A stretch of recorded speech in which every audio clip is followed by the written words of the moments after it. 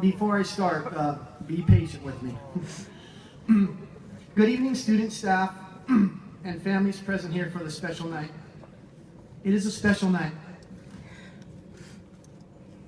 My name is Jim Garvey, ELD teacher, Spanish teacher, and boys JV basketball coach, Shelly Meets High School. Don't worry, I'll get better. I'm very grateful for this opportunity to speak with you for a couple of minutes, and for you watch lookers out there, this will take approximately 6 minutes.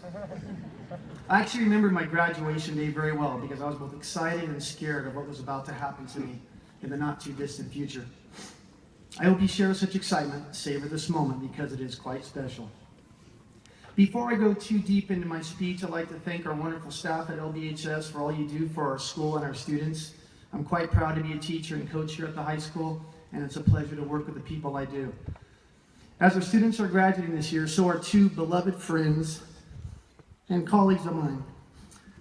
It's a tremendous understatement, but Señor Ortiz and Mrs. McKnight, you will be greatly missed. Our school, I needed that. Our school is losing over 7 years of experience between the two of them.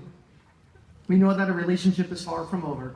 I wish you health, prosperity, and prosperity in your retirement. I love you guys.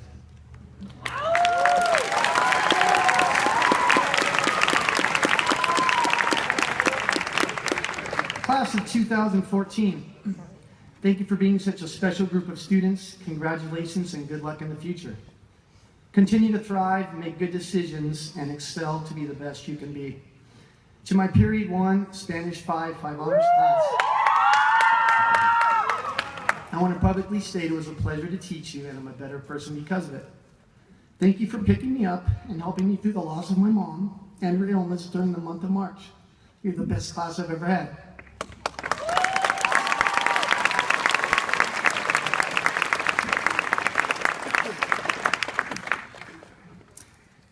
I'm not Robert Frost. If I were, I would recommend taking the road less traveled. If I were Steve Jobs, I would frame a message about 3 life stories, telling you to connect the dots about love, loss, and how to follow your heart. In preparing for this special moment, I wavered back and forth how to prepare myself. Watching commencement videos, checking out speeches, reading motivational quotes, and in doing so, I realized everyone has their own unique story, a story of what life has taught them so far. These life stories are like different intertwined lines in a rope. The diverse lines that are interwoven somehow make the rope stronger. Bear with me as I share the rope I've been weaving for 45 years. Like you, I have many experiences I would love to share, but tonight I'm only going to weave 4 lines into my rope. So the first rope is rope G. G stands for give. Give not only what you have, but give of yourself. You truly and deeply receive when you truly and deeply give. Give and try to leave the world a better place. Be it Bessie Stanley or Ralph Waldo Emerson. To appreciate beauty, find the best in others, leave the world a bit better, whether by a healthy child, a garden patch, or a redeemed social condition. To know one life has breathed easier because you have lived is to have succeeded. The next rope is rope A, and A stands for attitude. To a very large degree, it's your attitude and not your aptitude that will determine your altitude. How you react to setbacks and success is vitally important. Some of the most important lessons you will learn only come when you are humbled. Be open-minded to change and embrace it, because during these times, your attitude will define you. Next rope is rope I. I stands for initiative. Doing what needs to be done without having to be told to do it. Got that lesson from my mom. Possibly the most important lesson I've ever learned. I've told many of my classes the story of how I got my first job. I was one of the final 2 interview candidates vying for a job as a high school Spanish teacher at Yucaipa High School. Although I interviewed really well, I later found out I had not won the job until I went in to sign my contract. What I was told by the assistant superintendent at that time of my contract signing was what had sealed my fate was while walking out of the district office, I picked up a piece of carbon copy paper and threw it in the wastebasket. Unknowingly, I did this in front of one of the assistant superintendents upon leaving the final round of interviews, and it did not go unnoticed. That is a true story. The last rope is rope L, and L stands for love. Love what you do and you'll never work a day in your life. A very common cliche, but so true. Hopefully this love of what you do is coupled by a passion for your chosen field. This is part of what I wrote in my last undergraduate class at the University of Redlands in May of 1990. It was mailed back to me at the end of my first year teaching in 1991. I had to do a quick write in my student teaching seminar and answer the question, why teach? Here's that excerpt. Realizing I could have a great influence on tomorrow's young minds and instill belief in our youth is at the core of the question, why teach? So what if I'm driving a Toyota instead of a Mercedes?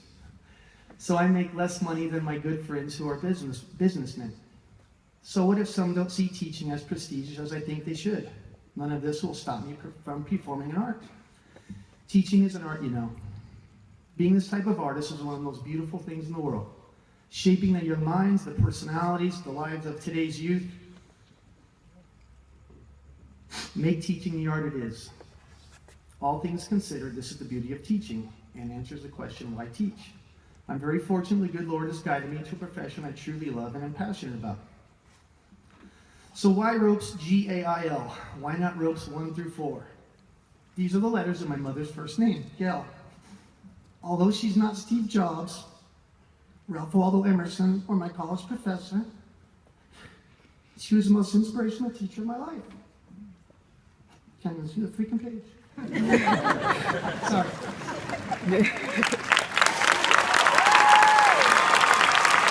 Almost done. She gave me the lines of my rope. I've tried to impart these lessons to my students and find great value in them. These are the lines of my rope, and I'm very thankful for them. What will yours be? I think behind me there's a picture. And that's a picture of me and my mom on my graduation day from the University of Redlands in 1990. And that beautiful lady over there, my wife, Penny, took the picture.